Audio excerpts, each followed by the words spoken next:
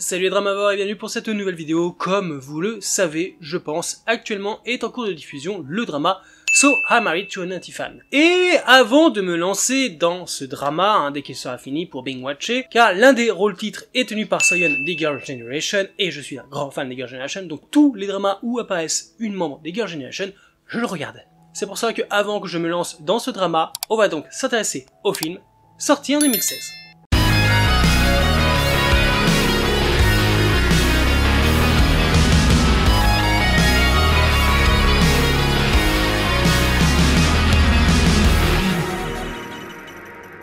So I Married to an Anti-Fan est un film sino-coréen d'1h20 sorti en 2016. Il appartient au genre de la comédie et de la romance et on y trouve dans son casting Soyeon, la McNae du groupe Shinoshide SNSD Girl Generation.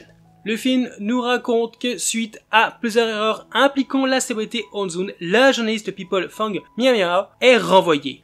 Par vengeance, elle décide d'utiliser tous les moyens nécessaires pour détruire la réputation de Honsu et devient alors son anti-fan la plus connue. Une chaîne de télévision leur propose alors de participer ensemble à une émission de télé-réalité, ce qui amène la jeune femme à le côtoyer chaque jour en tant que membre de son staff. Au fur et à mesure que le temps passe, ils apprennent à se connaître et à dépasser leur a priori jusqu'à développer des sentiments. Clairement, ce genre de film, c'est pas un truc où tu vas avoir besoin de réfléchir. C'est typiquement le genre de film qui du début à la fin ne fait qu'une chose, te faire sourire parce que tu passes un super moment. Il n'a rien d'exceptionnel, ne révolutionne absolument rien, et pourtant tu adores parce que tu ris beaucoup. Et ça, c'est cool. On est clairement pas devant un scénario hyper innovant. Une jeune femme perd son boulot à cause d'une star, décide de se venger jusqu'à ce qu'ils finissent par développer mutuellement des sentiments. C'est classique, on connaît par cœur. Mais si on doit parler du fait qu'ils tombent amoureux, eh bien je trouve que leur relation évolue très bien. Avec fluidité et surtout réalisme. Tu adores les voir se rapprocher petit à petit. Et cesser leur petite guerre à la con qu'on a pendant une grande partie du film. Souvent dans ce genre de film, ça va super vite.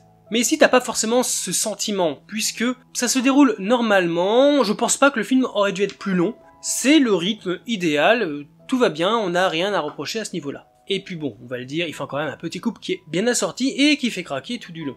Mais ce que j'ai surtout aimé, eh bien c'est l'humour, la légèreté du film, parce que on se prend pas la tête. On est vraiment dans une comédie romantique pur jus, qui n'a que pour seul et unique but de te charmer. Et je dois dire que ça fonctionne. L'héroïne Miao a beaucoup de caractère. Le personnage est vraiment hilarant, dans le fait qu'il ne peut s'empêcher de frapper les gens qui l'énervent. J'aurais envie de dire 1 minute de silence pour le pauvre garde du corps qui s'en prend plein la tronche tout au long du film. Pour Honsu, rien de bien nouveau sous le soleil, il est arrogant, froid, énigmatique. Le héros masculin typique. Mais on s'attache assez vite à lui et je trouve qu'il matche très bien avec l'héroïne. Et en tant que fan des Shinoshide SNSD Girl Generation, je ne pouvais ne pas parler de la présence de Soyeon dans ce casting. Au début, j'étais vraiment très déçu, car j'avais vraiment l'impression qu'elle n'était même pas là en tant que personnage secondaire, mais presque plutôt pour faire de la figuration.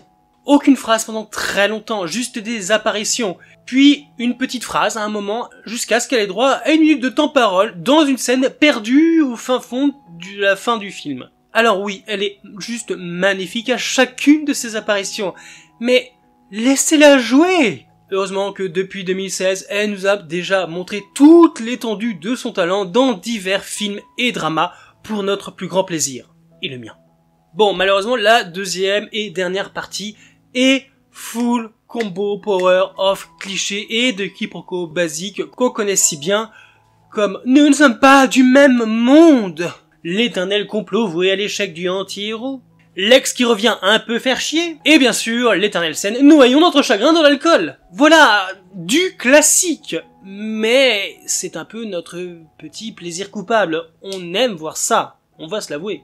Mais heureusement tout au long du film, le rythme conserve sa dynamique et se noie jamais dans l'absurde ou les trucs un peu faciles.